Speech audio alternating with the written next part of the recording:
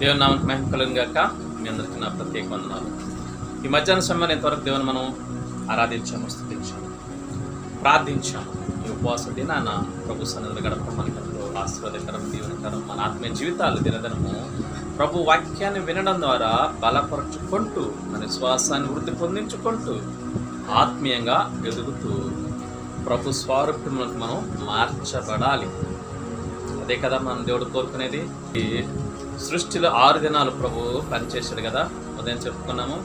సృష్టి 6 దినాలు పనిచేశాడు. ఆ 6 దినాలు చేసినటువంటి సృష్టిని మన ఆత్మీయ జీవితం పోల్చుకుంటే అద్భుతమైనటువంటి ఆత్మీయ ఎదుగుదల మనం చూసాం. అది నేర్చుకోవాలి. చివరిగా ఏం చేయబడ్డాము? క్రీస్తు స్వరూపంలో మనం మార్చబడాలి. క్రీస్తుకు సరి సమానమైనటువంటి పరిపూర్ణతకు మనం ఎదగాలి. అందుకు మనం ప్రయాసపడాలి. అదే దేవుడు కోరుకునేది. అప్పుడు యుగ యుగాల ప్రభుత్వ సంతోషంగా గడుపుతాం. ఈ మధ్యాహ్న సమయంలో కొద్ది నిమిషాలు దేవుని వాక్యం ధ్యానం చేసుకున్నాం. చూడండి, సామెతల గ్రంథము 3వ అధ్యాయము, page number 532 page number. Page నెంబర్తో సహా చెప్తున్నాను కాబట్టి త్వరగా తీయండి. సామెతలు 3వ అధ్యాయము 11 నుంచి 13 వచనాలు మనం చదువుకుందాం. సామెతలు 3వ అధ్యాయం 11 నుండి 13 వచనాలు. నా కుమారుడా, యెహోవా శిక్షను తృణీకరింపవద్దు, ఆయన గద్దింపునకు విసుకవద్దు. తండ్రి తనకి ఇష్టుడైన కుమారుని గద్దించు రీతిగా యెహోవా తాను ప్రేమించు వారిని గద్దించును. జ్ఞానం సంపాదించినవాడు ధన్యుడు, వివేచన కలిగిన నరుడు ధన్యుడు. చిన్న ప్రార్థన. ప్రేమగల ప్రభువా, మీ కొందనాలు చదవడం ప్రభావం ద్వారా అయ్యా మమ్మల్ని బలపరచండి. మాకు మీ యొక్క గద్దింపును ప్రభా స్వీకరించే మనసును దయచేయండి. అతిగా గద్దించినప్పుడు మీకు లోబడటం కూడా మాకు సహాయించండి. ముందున్న సమయం మాకు దీవించమని, మాతో మాట్లాడే మార్పు బలపరచమని, మీ కొరకు సాక్షిగా నిలబెట్టమని యేసు నన్ను ప్రార్థిస్తున్నాను తండ్రి. ఆమేన్. చదవబడే లేఖనం ద్వారా దేవుడు మనల్ని బలపరచును గాక. ఆమేన్. సామెతల గ్రంథము 3వ అధ్యాయం 11 నుంచి 13 వచనం 12 వచనం 11-12 వచనం మనం చూసుకున్నాం. ఏమంటున్నాడు? కుమారుడా అంటే కుమారుడు ఒక్కడే కాదు, కుమార్తె కూడా. ఇద్దరికి రాయడం కుదరదు కాబట్టి దేవుని వాక్యం చాలా పెద్ద పేజీలు వస్తాయి కాబట్టి ఒక్క మాటలోనే అందరికీ వర్తిస్తుంది. కుమారుడా లేదా నా బిడ్డలారా, ఏమంటున్నాడు దేవుడు? యెహోవా శిక్షను తృణీకరింపవద్దు. ఎందుకు అంటే ఆయన గద్దింపునకు నువ్వు విసుకవద్దు. ఎందుకు? సరి చేయబడతావు. దేవుడు గద్దించినప్పుడు, దేవుడే కాదు పెద్దవారు గద్దించినప్పుడు కూడా వినాలి. మనం చేసేది తప్పు అయితే, మనం వెళ్ళే మార్గం తప్పు అయితే, మన జీవితం సరిగా లేనప్పుడు పెద్దవారు చెప్తే అది మన మేలుకే. కాబట్టి ఏం చేయాలా? ఆ గద్దింపుకు మనం లోబడాలి. నువ్వేంటి నాకు చెప్పేది అనకూడదు. అలా అంటే నువ్వే నష్టపోతావు. ఎందుకంటే ఆ తర్వాత వాళ్ళు నీకు చెప్పరు, వాస్తవం ఏంటో చెప్పరు, సత్యం ఏంటో చెప్పరు, అది తప్పు అని చెప్పరు. అవునా కదా? తల్లిదండ్రులు కానీ పెద్దవాళ్ళు కానీ ఏదైనా అది చేయొద్దు, అది అలా నడవద్దు, అలా మాట్లాడకూడదు, అది చూడకూడదు, అది ఆ రీతిగా ఉండకూడదు అన్నప్పుడు వినాలి. అలాగే దేవుడు ఏమంటున్నాడు? నా బిడ్డలారా, యెహోవా శిక్షను మీరు తృణీకరించవద్దు. దేవుడు శిక్షిస్తాడు తెలుసా? ఎందుకు శిక్షిస్తాడు? నువ్వు దేవుని మాట విన్నావనుకో, శిక్షించాల్సిన అవసరం కూడా లేదు. అవునా కదా? ఇప్పుడు దేవుని మాట మనం వింటే దేవుడు మనం శిక్షిస్తాడా? మీ తల్లిదండ్రుల మాట మీరు వింటే మిమ్మల్ని వాళ్ళు తిడతారా? కొడతారా? కొట్టరు. ఎందుకంటే చెప్పిన మాట చెప్తే మీరు వెంటనే చేశారనుకోండి, ఏమంటారు? అయ్యా నా ఎంత మంచి బంగారము, నా యొక్క మంచి కుమారుడు, నా మంచి కుమార్తె నేను చెప్పినట్టుగా వింటున్నారు అని ఏం చేస్తారు? మిమ్మల్ని అధికంగా ప్రేమించడానికి అవకాశం. మీరు వెంటనే అడిగింది వెంటనే వారు ఏం చేస్తారు? ఇవ్వటానికి ఇష్టపడతారు. మీరు ఏమడిగిన వారు ఏం చేస్తారు? ఇస్తారు. ఎప్పుడు? తల్లిదండ్రుల మాట విన్నప్పుడు. అలాగే తండ్రి మాట, మన పరమ తండ్రి అయిన యేసే మాట మనం వింటే ఏం చేస్తాడు? మనం అడిగిన ప్రతిదీ కూడా ఇస్తాడు. మనకి మేలైందే ఆయన ఇస్తాడు.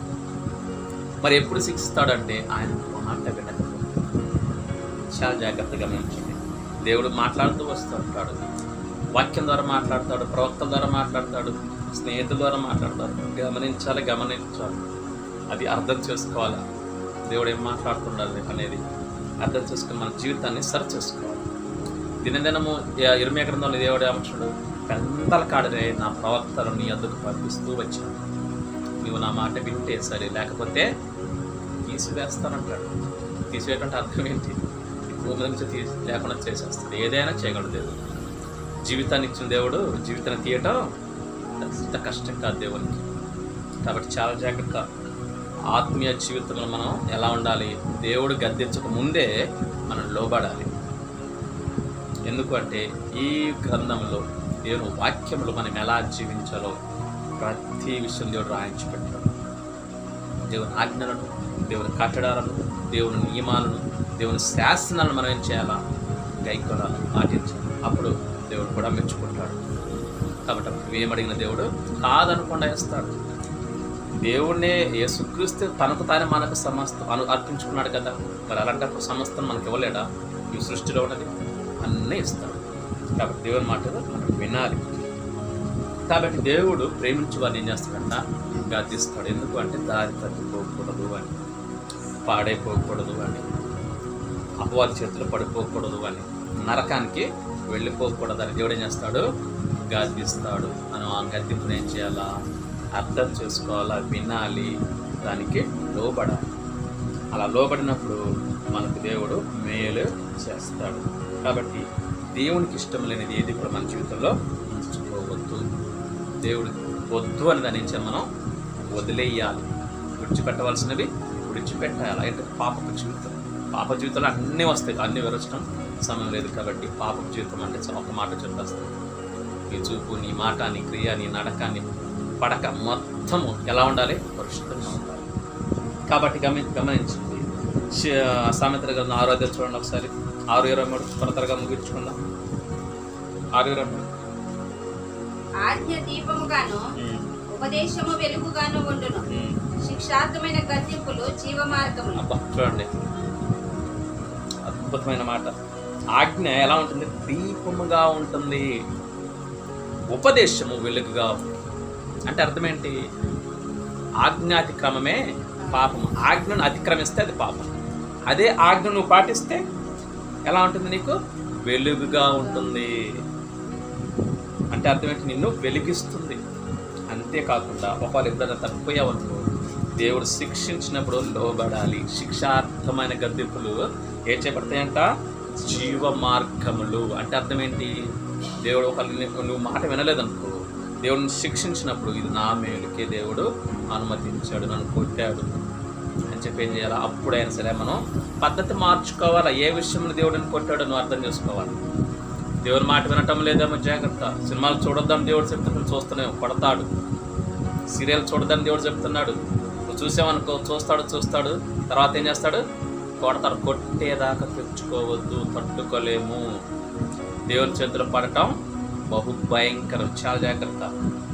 దేవుడు అవకాశం ఇస్తాడు. అవకాశం ఉన్నప్పుడు ఏం చేయాలి? మనం ఉపయోగించుకోవాలి. దేవుడికి ఇష్టంగా జీవించాలి. కాబట్టి ఒకవేళ ఏదైనా రోజు ఎప్పుడైనా దేవుడు శిక్షించినప్పుడు కూడా, దేవుడు నన్ను శిక్షించాడు, నన్ను పట్టించుకోవట్లేదు, నన్ను కొట్టాడు, నాకు ఆ శ్రమంలో కష్టాలు ఇందలన్నీ తెచ్చి పెడుతున్నాడు అని చెప్పేసి దేవుడిని వదిలేసేవాళ్ళు ఇంకా భయంకరమైనటువంటి పరిస్థితులు ఏర్పడతాయి. నరకానికి వెళ్ళిపోతాం. నువ్వు వినకపోవటం వల్లనే దేవుడిని శిక్షిస్తాడు తప్ప, నువ్వు దేవుని మాట వింటే ఎందుకు శిక్షించాడు కదా. కాబట్టి గమనించు, ఎప్పుడైనా దేవుడు డైరెక్ట్గా శిక్షించడు. ఎలా శిక్షిస్తాడు? వాక్యం ద్వారా తన దాసులను ఉపయోగించుకొని ముందు తెలియపరుస్తాడు, హెచ్చరిస్తాడు.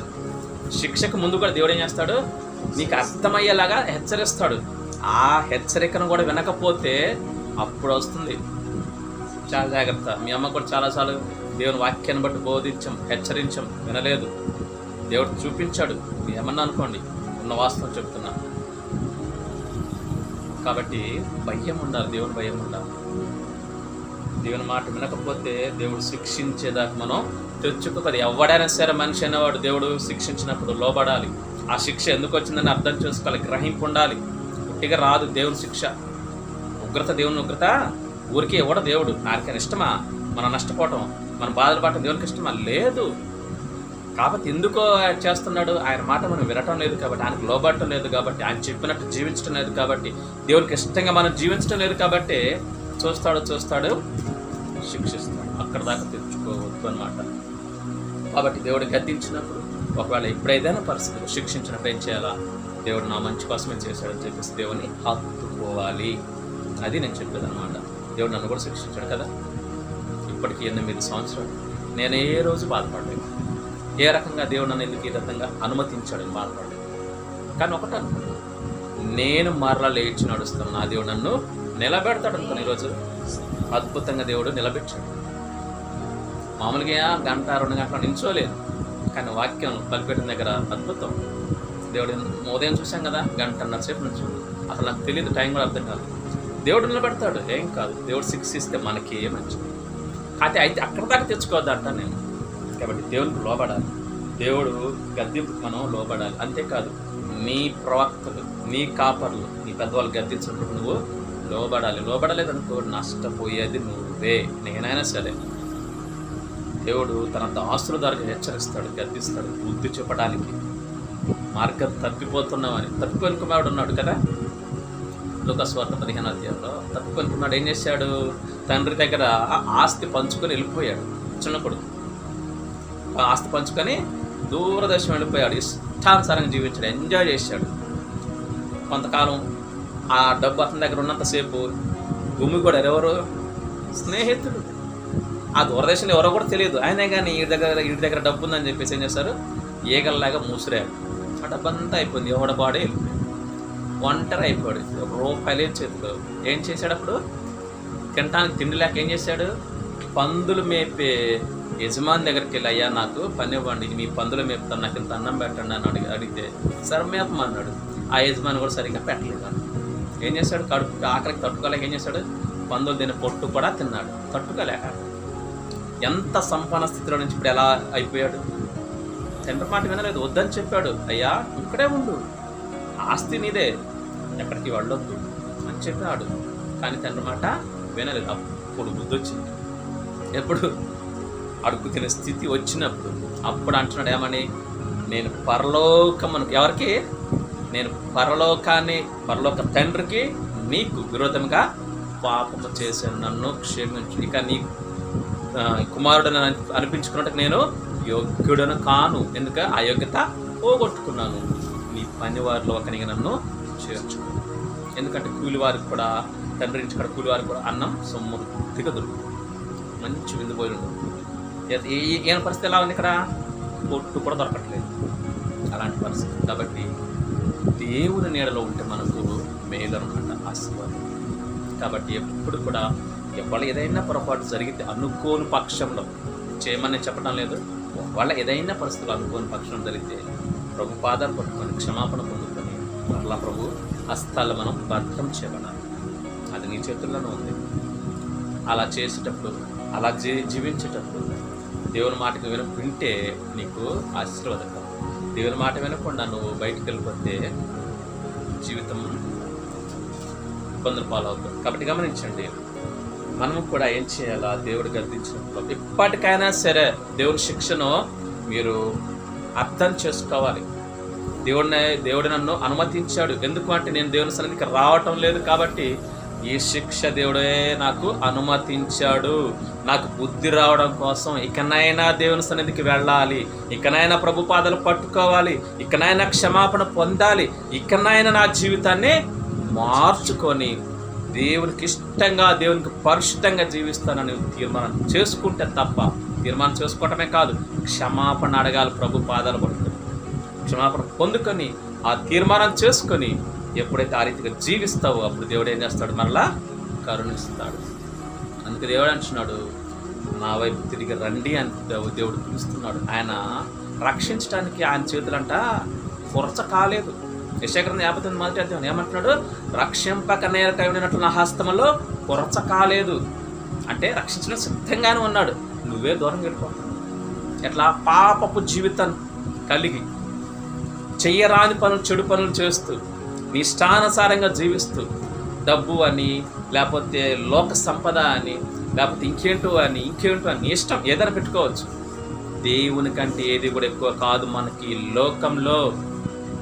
కాబట్టి చాలా జాగ్రత్త. పాపాన్ని కనుక నీ హృదయంలో, నీ తలంపుల్లో, నీ చూపుల్లో, నీ బాడీలో, నీ ఇంట్లో ఉంటే నరకమే గతి. చాలా జాగ్రత్త. ఈ లోకంలో మనం ఉండేది కొద్ది సంవత్సరాలే, ఎప్పుడు పోతామో తెలియదు మనకు. కాబట్టి దేవుని భయం కలిగి ఉందాం. దేవుడు శిక్షిస్తున్నాడంటే అర్థం చేసుకోవాలి. ఇకనైనా ఆయన శిక్షను కూడా నువ్వు అర్థం చేసుకోకుండా, ఆయనకి లోబడకుండా నువ్వు ఇంకా దూరంగా వెళ్ళిపోయావు అనుకో, దేవుడు ఏం చేస్తాడు తెలుసా? రోమపత్రిక 2 ప్రకారంగా భ్రష్ట మనసుకు అప్పగించేస్తాడు, అపవాదికి అప్పగించేస్తాడు.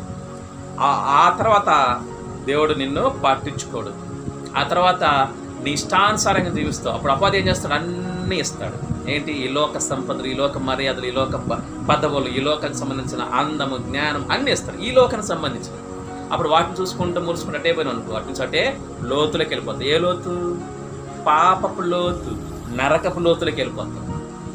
చాలా జాగ్రత్త. ఇక నాయన దేవుడు నిన్ను శిక్షించాడు, గద్దించాడు అంటే గ్రహింపు ఉండాలి.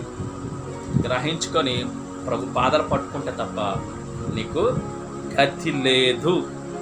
ఈ లోకలు మనకెవరో? దేవుడే దిక్కు, ఏది లేదు. ప్రపంచం వైపు అస్సలు చూడొద్దు, మనుషుల వైపు అస్సలు చూడొద్దు. దేని వైపు చూడు. శంకర ఎటు వైపు చూశాడు ప్రార్థన చేస్తూ? దేని వైపు చూశాడు? ఆకాశం వైపు. కన్నులు ఎత్తుటికైనా ధైర్యం చాలక. అంటే అర్థం ఏంటి? అంతగా తగ్గించుకున్నాడు అని. అంటే ప్రభు పాదాలు పట్టుకున్నాడు. దేవ పాపిని నన్ను క్షమించిన ఆయన, ఇక నుంచి నేను నీకు ఇష్టంగా జీవిస్తానని తీర్మానం చేసుకున్నాడు. నీతిమంతుడిగా తీర్చబడ్డాడు. అది మనకు కావాలా? మనుషులు చూస్తున్నారనో, లేకపోతే మనుషులు మెచ్చుకుంటున్నారనో, లేకపోతే మనుషుల మెప్పు కోసం ఇది కాదు మనకు కావాల్సింది. ఆత్మీయ జీవితం ఎలా ఉందన్నది కావాలి. దేవుడు గద్దిస్తున్నాడు, శిక్షిస్తున్నాడు, ఇకనైనా అర్థం చేసుకోవాలి.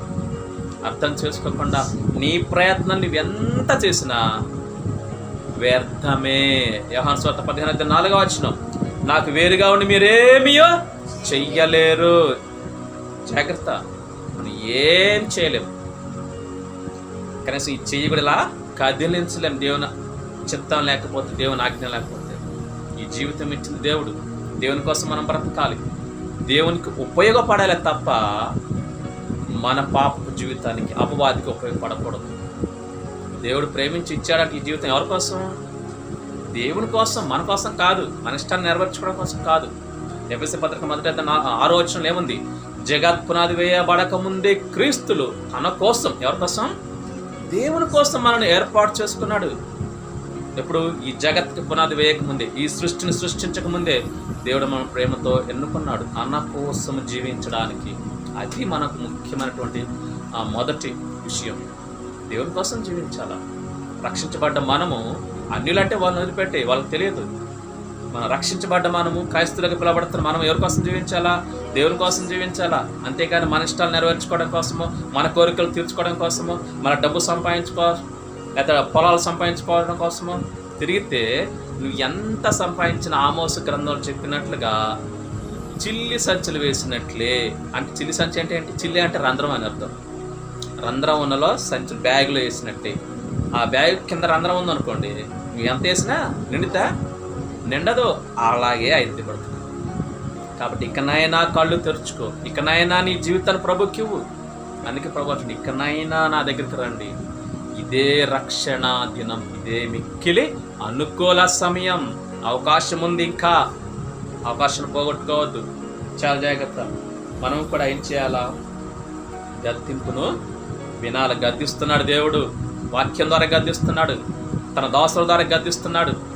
నీ అనారోగ్య పరిస్థితిని బట్టి గద్దిస్తున్నాడు, నీ ఆర్థిక పరిస్థితిని బట్టి గద్దిస్తున్నాడు. అనేక రకాలుగా దేవుడు గద్దిస్తాడు.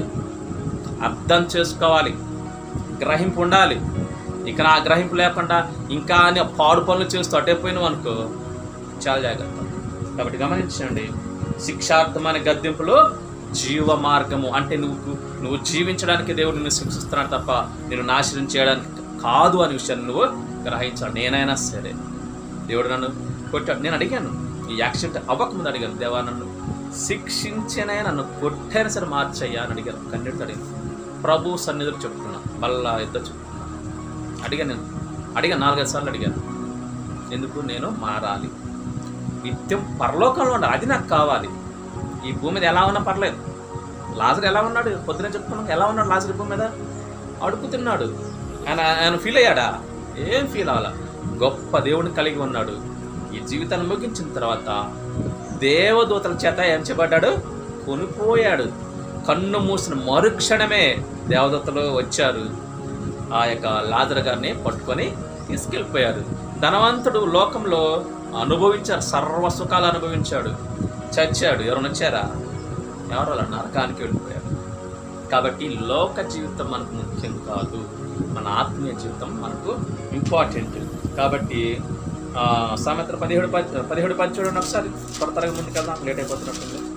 17:10 బుద్ధిహీనునికి 100 దెబ్బలు నాటునంత కంటే బుద్ధిమంతునికి ఒక గద్దింపు మాట లోతుగా నాటును. చూడండి ఎంత చక్కటి మాట. చాలా ఉన్నాయి దీనికి సంబంధించిన టాపిక్లు, చాలా విషయాలు ఉన్నాయి. మన తర్వాత ఎప్పుడైనా చూసుకుందాం. బుద్ధిహీనునికి 100 దెబ్బలు కొట్టినా నాటమంట. అంటే అర్థం ఏంటి? వాడు మారడు అని అర్థం. ఎంత కొట్టు, ఏదో సామెత ఉంది కదా, దీంట్లోనే ఉంటుంది. నాకు 3ని రోకట్లు వేసి దంచినా కానీ వాడు మూఢత్వం పోదంట. ఏంటి? 3ని రోకట్లు వేసి దంచినా కానీ వాడి మూఢత్వం పోదు. 27వ అధ్యాయం చూడండి, 22 వచ్చిన 27, 3ని రోటిలోని గోధుమలలో వేసి రోకట దంచినను వాని మూఢత్వాన్ని వదలిపోదు. మూర్ఖుడు, మూఢుడు అంటే మూర్ఖుడు, బుద్ధి లేనోడు. రోకట్లేసి ఎంత దంచినా కానీ వాడు మూఢత్వం పోతుందా? పోదు. అట్లాగే బుద్ధిహీనునికి ఎన్ని దెబ్బలు కొట్టు మారడు. దున్నపతి మీద వర్షం పడ్డట్టే.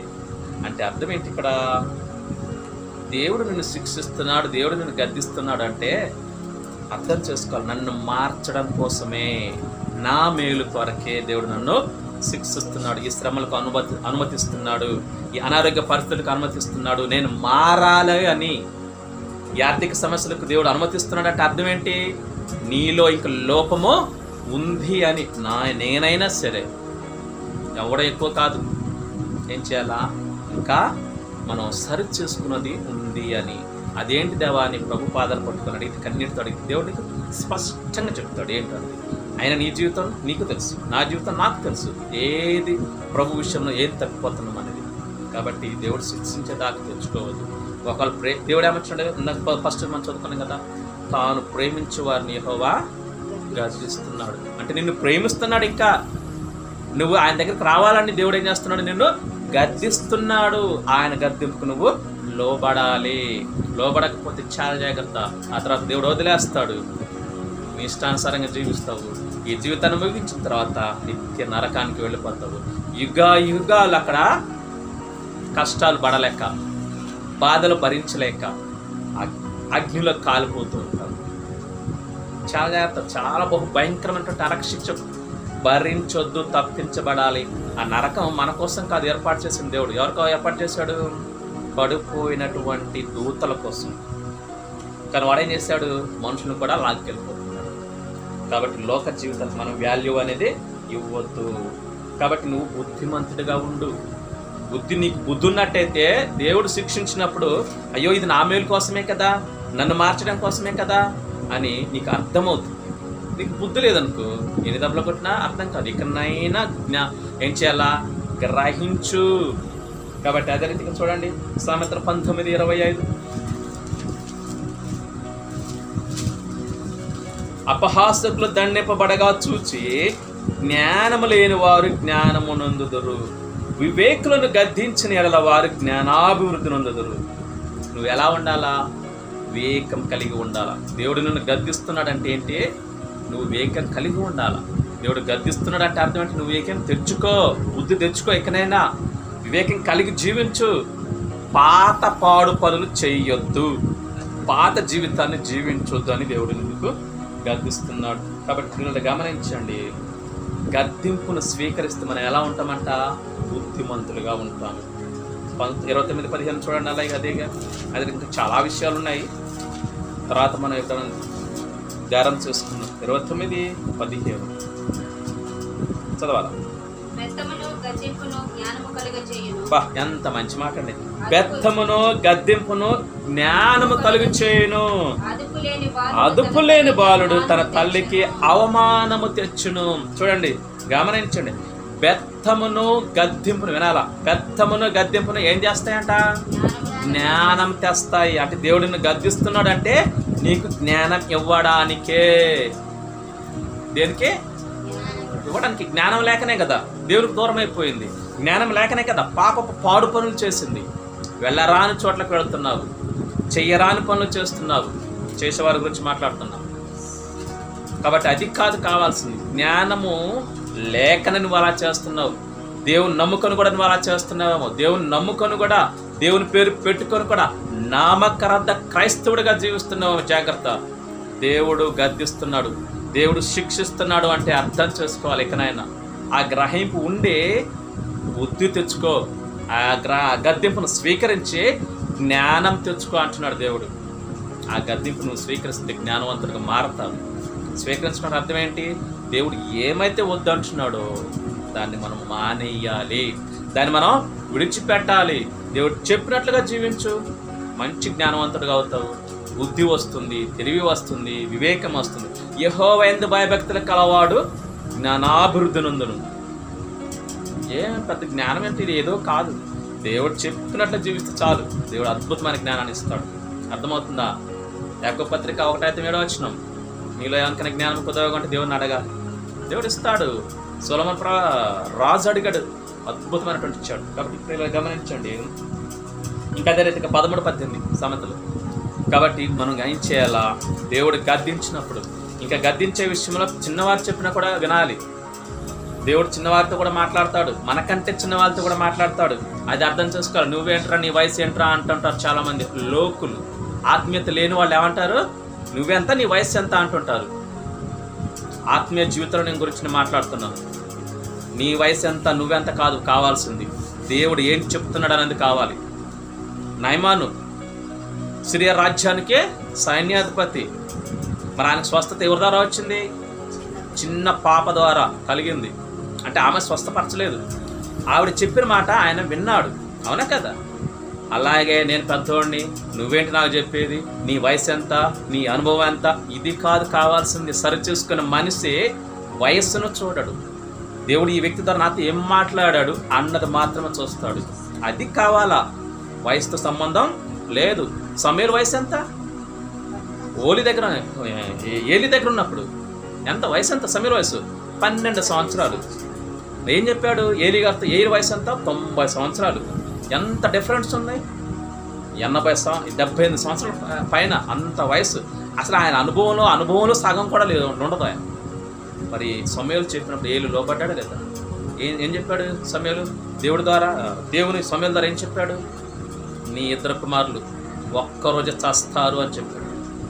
ఎందుకంటే దేవునికి వ్యతిరేకంగా జీవించారు, పాపపు పాడు పనులు చేశారు, దేవుడు చెప్పినట్లు వినలేదు. ఎవరైనా ఏలి ఎవరు? దైవజనుడు.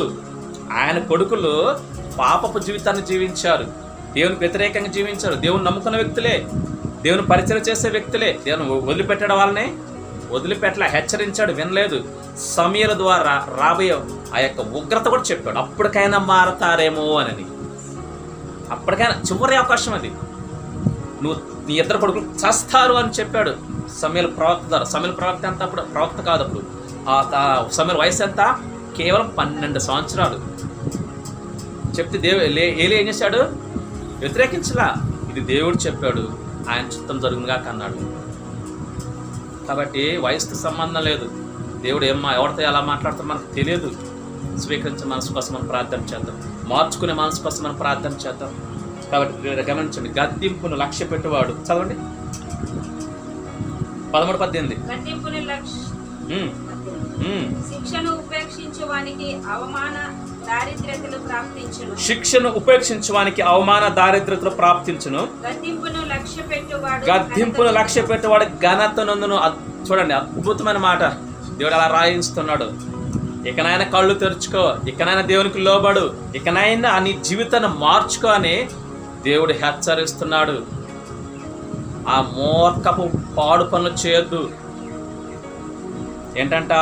శిక్షను ఉపేక్షించడానికి అవమానము దారిద్రత కలుగుతుంది. అర్థం ఏంటి? శిక్షను ఉపేక్షించడం అంటే అర్థం ఏంటంటే, దేవుడు శిక్షిస్తున్నా కానీ ఆ శిక్షకు లోబడకుండా ఇంకా దేవునికి దూరంగా వెళ్ళిపోవటం. దేవుడిని శిక్షిస్తాడు ఎలాగా? అనారోగ్యం ద్వారా, ఆర్థిక సమస్యల ద్వారా, అవమానాలతో. ఆయన ఇష్టం ఎలాగని శిక్షిస్తాడు. ఎందుకు? ఇకనైనా నువ్వు గ్రహిస్తావని. ఈ యొక్క కష్టం వస్తేనే కదా దేవుని దగ్గరకు వచ్చింది ఎవరైనా. అలాగైనా సరే దేవా నాకు ఎందుకు ఈ కష్టం వచ్చావని అడుగుతారు కదా, అప్పుడు దేవుడికి బయలుపరుస్తాడు నీ జీవితంలో ఇది ఉంది అని. దావీదు విషయంలో కూడా అదే జరిగింది. దావీదు మహా గొప్ప రాజు, చక్రవర్తి. ఎవరు? దావీదు. దేవుని ప్రవక్తే. నా హృదయానుసారుడు అన్నాడు దేవుడు. ఎవరిని? దావీదు మహారాజు. అలాంటి వ్యక్తి జీవితంలో 3 సంవత్సరాలు కరువు వచ్చింది. మరి రాకూడదు కదా, దేవుడికి ఇష్టంగా జీవిస్తున్నాడు కదా, కరువు వచ్చింది. మొర పెట్టుకున్నాడు, అయ్యా ఎందుకు ఈ కరువు వచ్చింది, ఏంటి కారణం ఏంటి, నా జనులు కరువుతో ఉంటున్నారు, బాధపడుతున్నారు ప్రజలు, మరి నేను ఎలా తినగలను, నేను ఎలా సుఖంగా నిద్రపోగలను అని ప్రభు సన్నిధిలో గోజాడాడు. ఉపవాసం నుండి ప్రార్థన చేశాడు. ఎవరు? రాజ్యం కోసం. రాజ్యం అంటే సొంత బిడ్డల్లాగా చూసుకుంటారు, ఎందుకంటే దేవుని దాసుడు కాబట్టి.